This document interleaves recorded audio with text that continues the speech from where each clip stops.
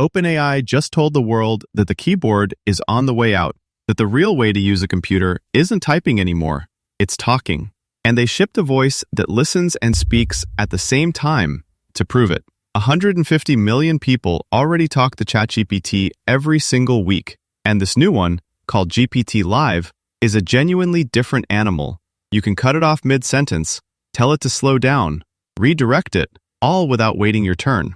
For a lot of moments, it really does feel like the future arrived. And then, on OpenAI's own launch stage, they asked it to translate a sentence, and it stumbled. So the question isn't whether this is impressive, it is. The question is the one the hype keeps skipping. Where does talking actually beat typing? And where does it fall on its face? Here's the map. What actually shipped, and why full duplex is a real step change and not a buzzword. The numbers that say people genuinely prefer it. The one demo that shows exactly where it breaks. Where voice quietly wins your whole day. And the honest verdict on whether you should really put the keyboard down. Let's get into it. Start with what's real, because plenty of it is. OpenAI released GPT-Live, 2 new voice models that now power the voice button inside ChatGPT. There's GPT-Live 1, the bigger one, for paying users, and GPT-Live 1 Mini, the free one, which quietly replaced the old advanced voice mode that most people were already using. To see why this matters, you have to understand how the old voice assistants worked, because every one of them worked the same way. You talk, you stop, it listens to the whole thing. Then, and only then, it answers. It's a walkie-talkie, one side at a time. Engineers call that half duplex, like an old radio where you say over and release the button before the other person can speak. GPT-Live throws that out. It's full duplex. It listens and speaks at the same time. Instead of waiting for you to finish a complete message, it's processing your voice continuously while it's already talking. And because it never stops listening, it can make a decision many times a second. Keep talking, go quiet, or stop mid-word because you just jumped in. That last one is the whole trick. In a real conversation, you don't wait politely for someone to finish a paragraph before you say, "Wait, back up." You just say it, and they stop. GPT-Live does that. You can interrupt it mid-sentence, and it actually yields. No talking over each other, no awkward 2-second lag where you both start and stop. That single change is what makes it feel less like commanding a robot and more like talking to someone. It even does the small human stuff, dropping in a or a yeah to show it's following, and staying quiet when you clearly need a second to think. And under the hood, it's running on one of OpenAI's current flagship models, so it's not a dumbed-down voice bolt-on, it's the smart model wearing a much more natural mouth. And OpenAI is not being subtle about the ambition here. Their product lead came right out and said voice could become the primary interface to computing. Not a feature, the interface, the keyboard's replacement. That's the bet on the table.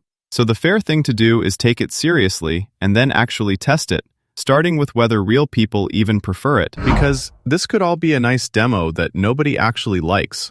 So OpenAI ran head-to-head tests, matched conversations, 5 to 10 minutes long, real back and forth, rated on the things that make a voice feel natural, turn-taking, interruptions, conversational flow, new voice against the old one. And the results are not close. The big model, GPT-Live 1, was preferred 75.7% of the time over the voice mode it's replacing. Read that as a blowout. When people talk to both, roughly 3 out of 4 picked the new one. This is not a rounding error or a marketing squint. It's a wide, clear gap in how the thing feels to actually use. And here's the part that actually matters for most of you. The free version, Mini, was preferred 69.2% of the time. So this isn't a luxury locked behind a subscription. The upgrade landed in free accounts too. Nearly 7 in 10 people picked the free new voice over the free old voice. The floor moved for everyone, not just the payers. Dig one layer down and the story holds. On a raw conversational fluency score, the new voice jumped to nearly 5 out of 7, up from an old score sitting closer to 3.8. That's the difference between it sounds like a GPS reading directions and it sounds like a person who's actually listening. People like talking to this thing, plainly and repeatedly. So let's be honest about what these numbers do and don't prove. They prove the experience of talking to AI got dramatically better. That's real, and it's earned. What they don't prove is the bigger claim, that voice should now be how you do everything. Preferring a voice for a chat is one thing. Trusting it for your work is another. And to see that gap, you don't need a study. You just need to watch the one demo OpenAI put on their own stage. Here's the worked example, and it's the perfect one because OpenAI chose it themselves to show off. One of GPT-Live's headline tricks is live translation.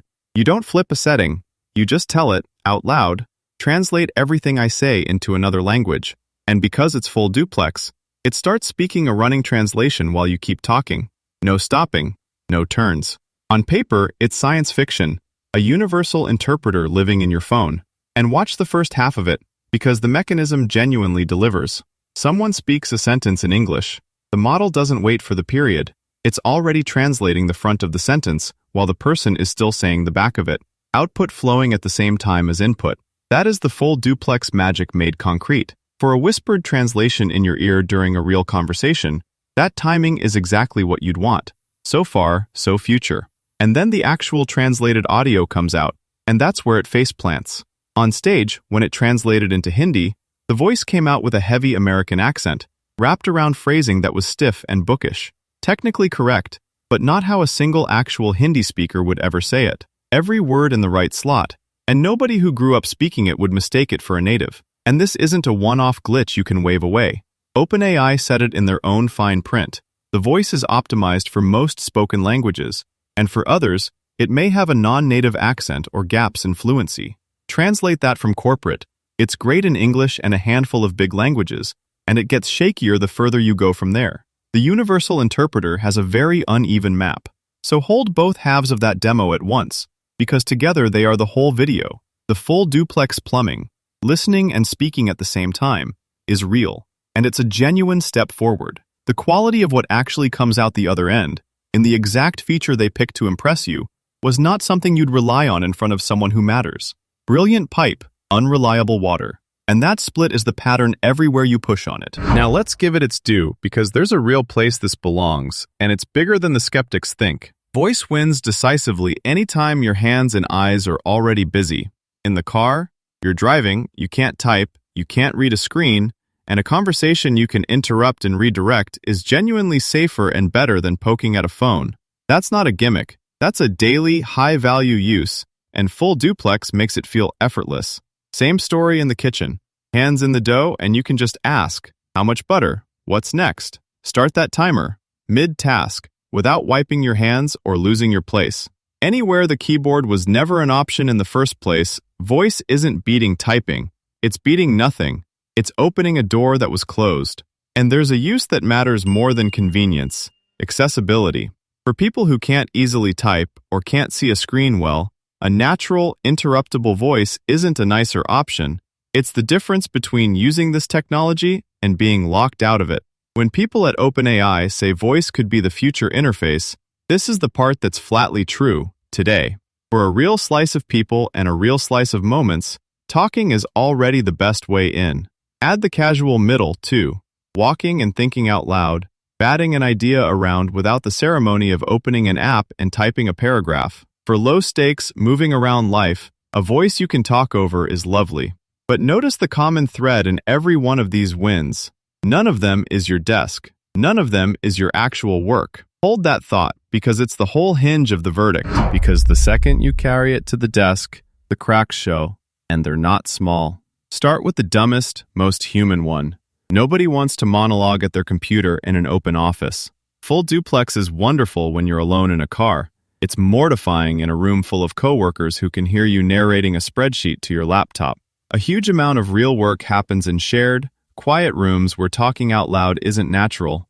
It's a disruption. The keyboard is silent for a reason. Then there's the real killer. Anything precise or reviewable. Think about code. You do not want to hear a function read aloud. You need to see it, scan it, catch the one wrong character, copy the exact block. Voice is a fire hose that pours past you in a straight line and is gone.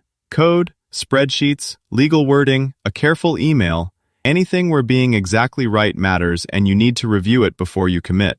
Text wins, and it isn't close. You can't proofread a sentence you can only hear. This is the thing the voice is the interface pitch glides right over. Typing isn't just slow talking, it's precise. You can jump to one word, fix it, and leave the rest untouched. It's silent, reviewable, exact. For a whole category of work, the category a lot of people are actually paid for, those aren't nice to haves, they're the entire job. A fire hose can't do surgery. And even in the casual lane, it isn't flawless yet. Some early users found the new voice a little too much, over-enthusiastic, chiming in with and yeah more than felt natural. An assistant trying a bit hard to seem human. It's a small thing and tunable, but it's a reminder that feels like a person and actually is reliable and unobtrusive are two different targets, and this hit the first one harder than the second. So stack it up honestly.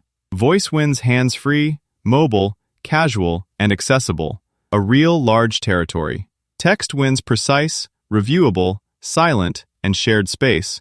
Also a real, large territory. And it happens to include most of what people call work. That's not voice losing. It's voice finding its half of the map. The mistake isn't being excited about it.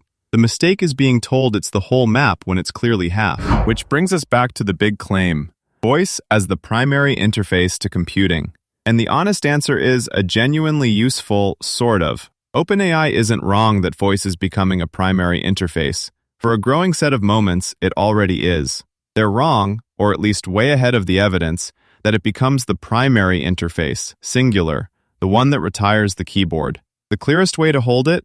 This is an addition, not a replacement. For decades, the pitch for every new interface was, this kills the last one. Voice isn't that.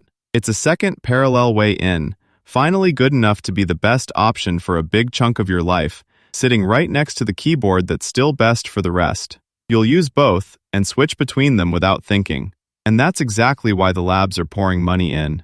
Not because voice replaces work, because 150 million people a week is a habit worth owning.